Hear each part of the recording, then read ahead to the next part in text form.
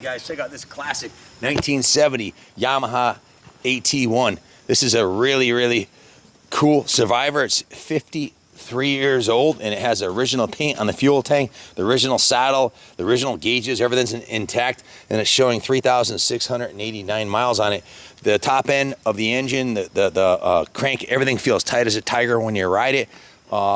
It runs really excellent. And as you can see, the bike's all there. It's not perfect. The fifth gear is not engaging. I don't know if it's a bent shift fork or not, but it only has the first 4 gears.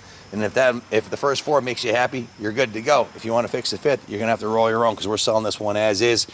A lot of collectors out there like to take these and do frame offs. I would say this would be an excellent candidate to do that with. You can see the original fuel tank is original paint fuel tank. It even has an original sticker on here from the dealer that sold it originally in 1971, 53 years ago. If you have any questions about it, give us a call, 860-454-7024. Has a luggage rack intact on the back here. The passenger buddy pegs if you want to ride your girl around to the beach or take your kids for a ride on it. These 125s are a lot of fun and they pretty much run forever. Let me give you a quick demo on it here. And bring her for a little demo run.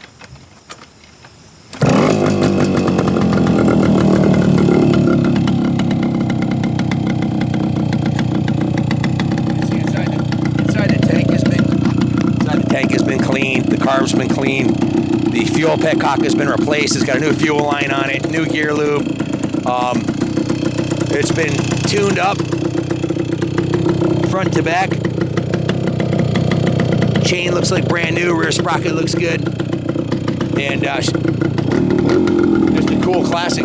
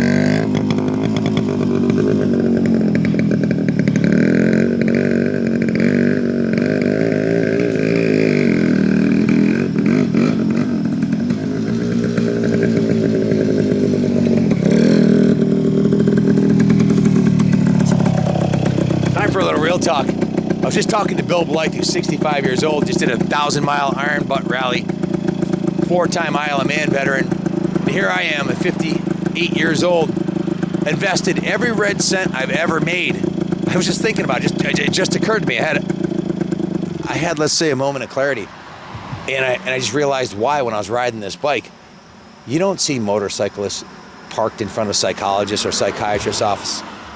You don't see unhappy people on motorcycles because it lowers your blood pressure, reduces anxiety, and makes you feel good. It's like the best drug ever. I was talking to Billy and I said, you know, what's your favorite bike to ride to relax on? And he was talking about an old Matchless 350 he has and how it makes him feel good riding it. And I said, if they could hook up a machine, your body probably creates Valium or the equivalent of it riding that bike.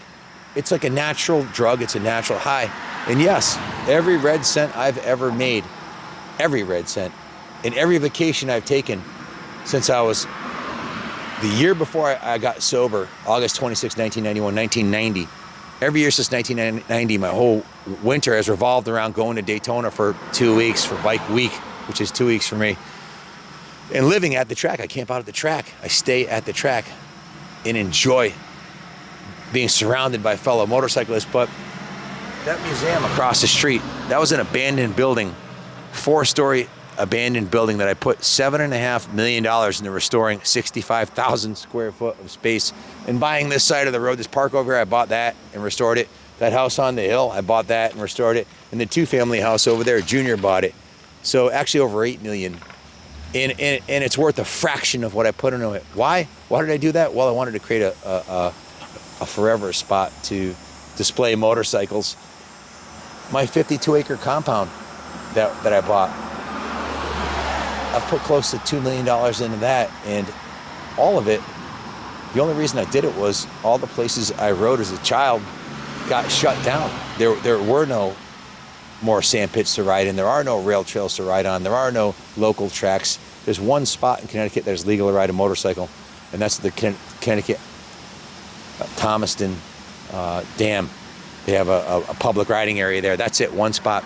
So I bought a 52-acre oasis where we could set up 2 motocross tracks, a lighted supercross. One of them was a lighted track. Built a pond for my kids, but it was all about motorcycles, having a place. The tractor trailer on the hill. I bought the biggest vehicle you could legally drive without a special permit, a 53-foot semi, to haul 30-plus motorcycles to events. I don't drive a car. I drive a diesel dually. So I can haul that 36-foot trailer full of motorcycles down there. So like everything I do, the clothes I wear, I only wear one thing, Kaplan Cycles tank tops, and if it's wintertime, I wear Kaplan Cycles sweatshirts. That's it. I don't know, Steve Jobs only had one outfit, and I wear jeans, and I got a bunch of different pairs of boots and different leather jackets, but I keep it simple. Everything is geared around motorcycles, and you know what? I'm happy. I don't drink. I don't do drugs. I feel fulfilled doing what I do. I go home at night, my head hits a pillow. I know I did the best I could every day. I work my ass off. I get up at 5, I'm here at 7 a.m., 7:30 the latest, and I never leave before 7. And I'll be at Munson Hill Climb this weekend. We go to a lot of motorcycle events. Anyways, I'm kind of rambling a little bit. Back to this bike. The reason why I mentioned that is I got that feeling riding this bike, putting across the green grass over there. That calm feeling, that centered feeling, the feeling like you're living God's will for your life and doing something. It's good exercise, and it's a great stress reliever. So buy yourself a bike, if not this one, anyone. Buy yourself a brand new street legal 250 Enduro if you want something to ride daily. Buy a bike. If you have a bike, go out in the garage and start it. I promise you'll feel better. Anyways, if you have any questions about this classic, give us a call, 860-454-7024. Thanks for watching, and God bless America.